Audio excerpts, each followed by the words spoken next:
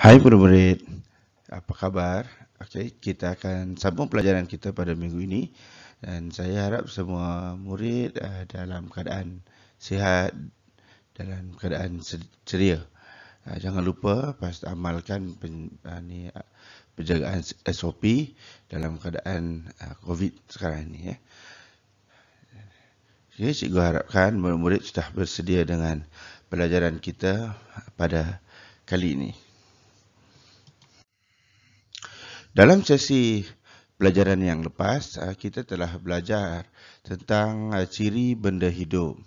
Benda hidup memerlukan air dan makanan. Benda hidup benda hidup memerlukan air dan makanan. Benda hidup bernafas. Benda hidup juga bergerak. Benda hidup membiak, kemudian membesar.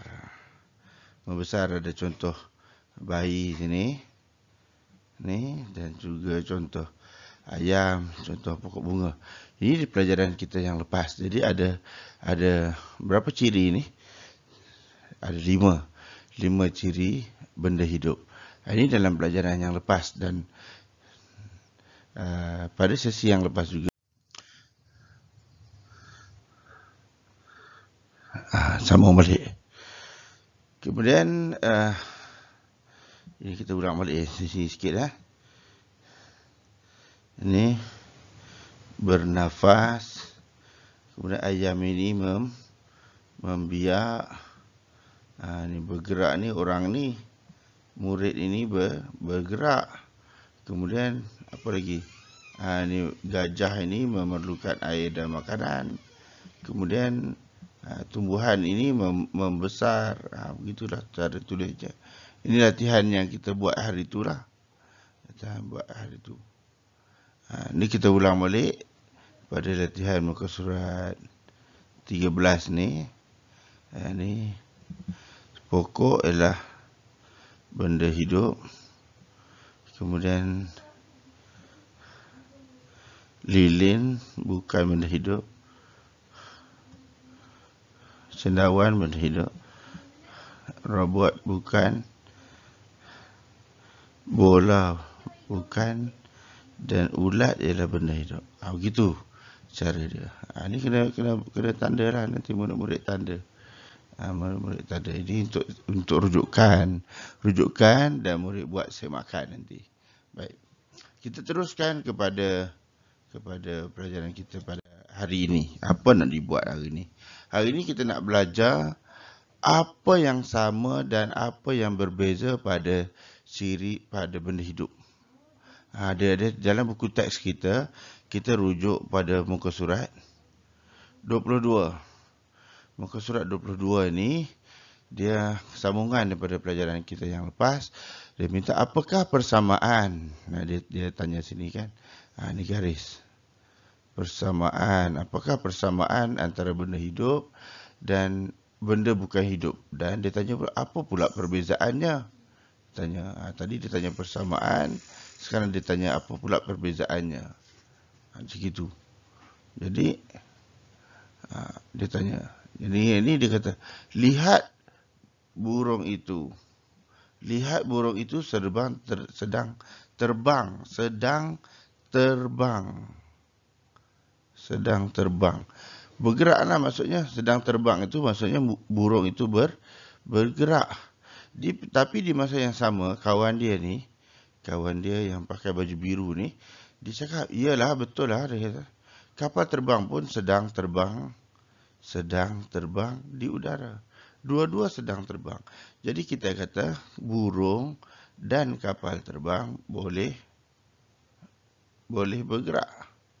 Burung dan kapal terbang boleh bergerak. Dua-dua bergerak. Jadi cirinya sama. Burung bergerak, kapal terbang bergerak. Jadi apa pula perbezaan? Di antara burung dan kapal terbang? Apa perbezaan di antara burung dan kapal terbang pula? Dia tanya gitu. Jadi cikgu menerangkan burung bernafas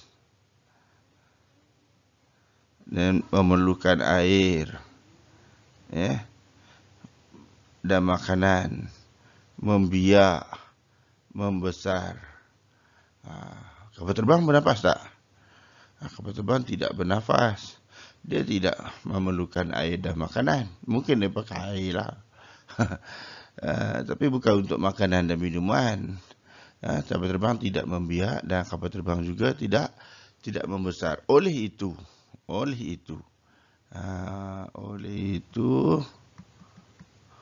kesimpulannya, burung ialah benda hidup. Ini burung ialah benda hidup dan kapal terbang ialah benda bukan hidup.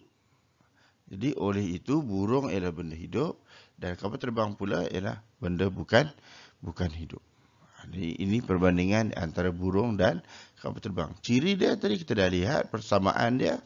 Kedua-duanya boleh terbang. Burung terbang, kapal terbang pun terbang. Tetapi yang membezakan dia, apa pula perbezaannya? Burung bernafas, kapal terbang tidak bernafas. Burung memerlukan air dan makanan, kapal terbang tak perlukan makanan, tak perlukan minuman. Burung membiak, kapal terbang tidak membiak.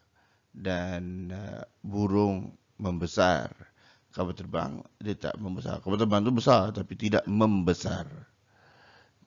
Okey, kita lihat pada muka surat seterusnya buku kita ni 23. Ada sikit pertebuih banding beza. Ini dia kata tiup belon, alat-alat dan bahan, gam, pen, penanda, kad manila, belon, gunting dan katak. Dia buat perbandingan antara belon dan katak. Tiup belon dan lepaskan belon itu ke udara. Maka kita akan lihat apa di sini. Bila kita tiup belon, belon akan membesar. Okey, belon membesar.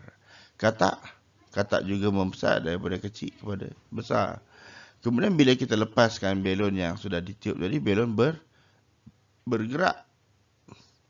Katak juga bergerak. Oh, sama. Tetapi kita lihat lagi ciri yang lain. Macam cerita burung tadilah. Bernafas. Katak bernafas. Oh ya, okey. Katak bernafas. Katak memerlukan air dan makanan. Belon tidak bernafas. Belon juga tidak memerlukan air dan makanan. Dan satu lagi, katak membiak. Katak membiak ni. Katak membiak. Belon tak membiak. Jadi, kesimpulannya, semua benda hidup mempunyai ciri bernafas. Mesti je dia kata tadi. Mesti. Mempunyai ciri bernafas, memerlukan air dan makanan, bergerak, membiak dan membesar. Jadi, belon, ini pertebuih dia suruh buat. Lukis di sini. Lukis. Okey. Kemudian dia kata, nanti kita lihat murid menggunakan dasar botol, mineral atau mana-mana bahagian yang sesuai untuk menghasilkan pertebuih. Botol mineral tu, tutup dia tu untuk buat bulatan ni. Ni bulatan ni. Buat bulat tu dengan tutup botol. Jadi bulat kita tu cantik, tak macam bulat cikgu ni. Jadi buat bulat dengan mangkuk Tupperware pun boleh, tapi mangkuk Tupperware tu besar. Tutup botol tu kan kecil aja. Okey.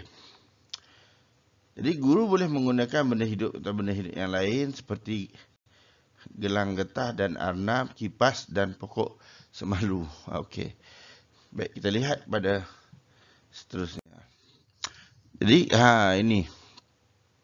Kalau kita bandingkan latihan ini buku BLA, buku aktiviti.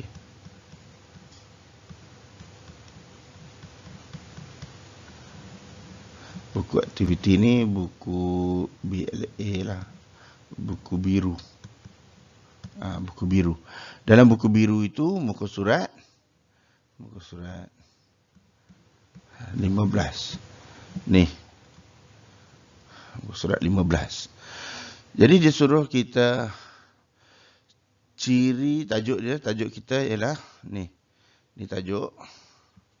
Ciri persamaan dan perbezaan. Tadi kita belajar dekat dalam buku teks persamaan antara burung dan kapal terbang. Persamaannya burung tadi, persamaannya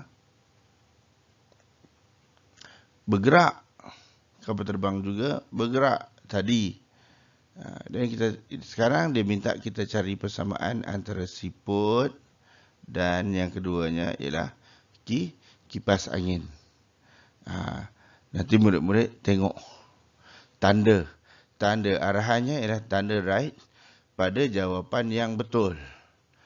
Yang mana bernafas? Siput bernafas atau kipas angin bernafas?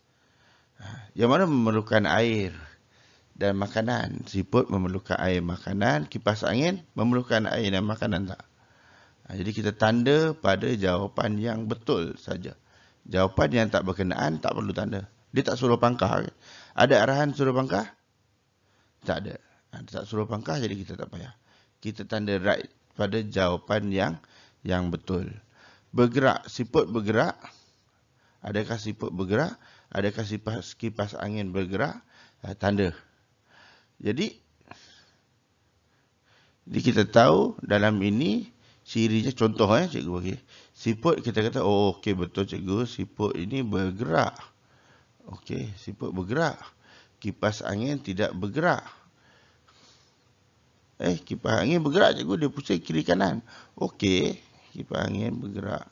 Siput juga bergerak.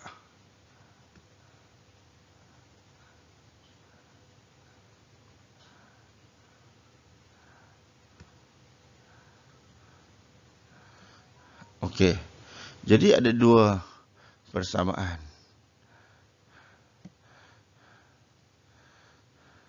Jadi yang sama ini bandingkan di bawah ni pula.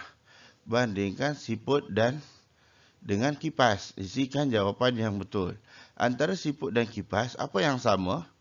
Yang sama ialah tadi tu. Okey, sekarang kita cuba buat ni ya. Bergerak. Kipas tidak bernafas. Siput memerlukan makanan. Kipas tidak memerlukan makanan. Bergerak dan tanda membesar. Siput membesar, kipas tidak membesar. Siput membiak, kipas tidak membiak. Jadi sekarang yang sama tulis di sini. Persamaan dia ialah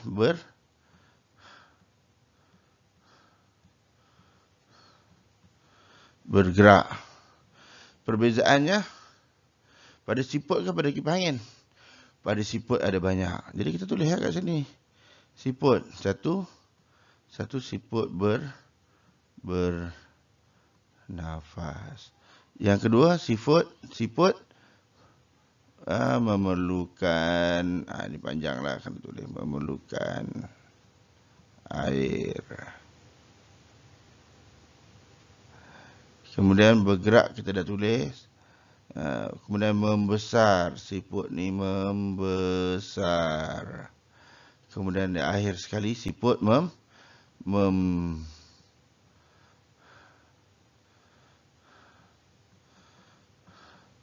macam itu. Jadi murid-murid siapkan latihan muka surat 15 ni. Murid-murid siapkan latihan muka surat 15.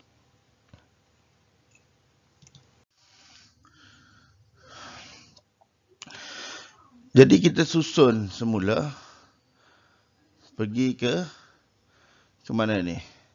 Daripada yang paling besar kepada yang paling kecil. Ini paling besar. Ini yang paling besar kepada yang paling kecil. Besar kita letaklah nombor besar. 5, 4, 3, 2, 1. Kalau yang satu lagi ni warna hijau, Ini daripada haiwan yang paling kecil. 1, 2, 4 dan 5.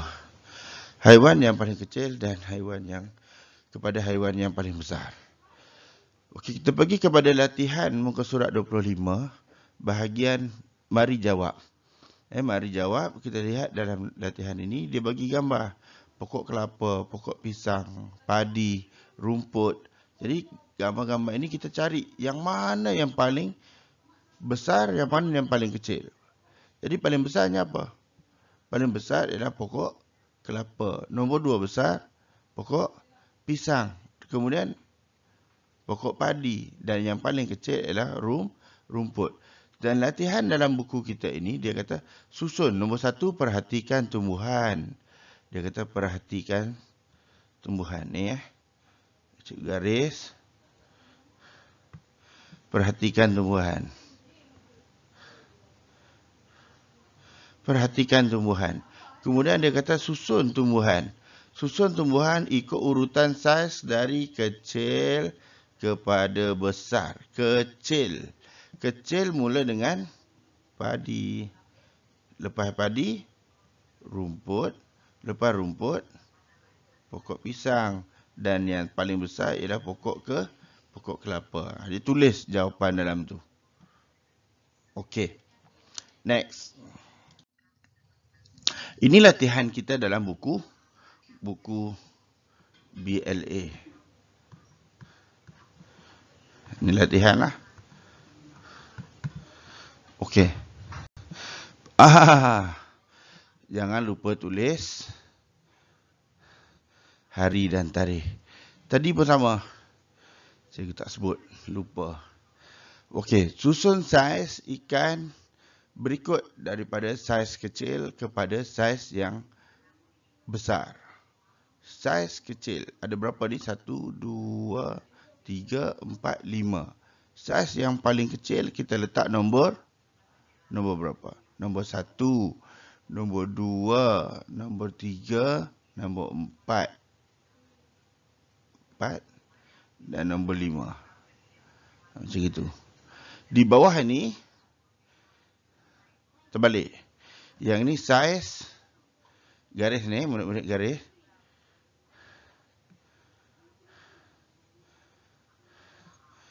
Kecil kepada besar. Letak nombor dalam kotak ni, dalam bulatan ni.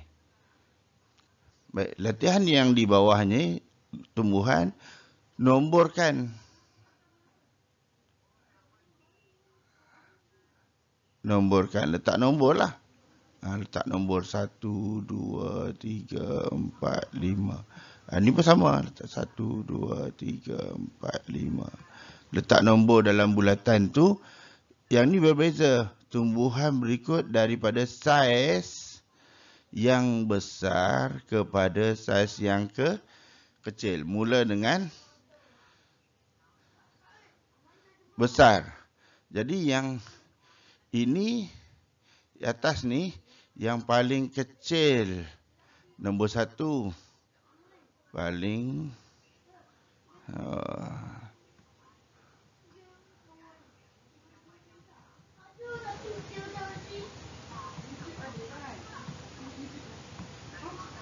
ini paling kecil, nombor 1.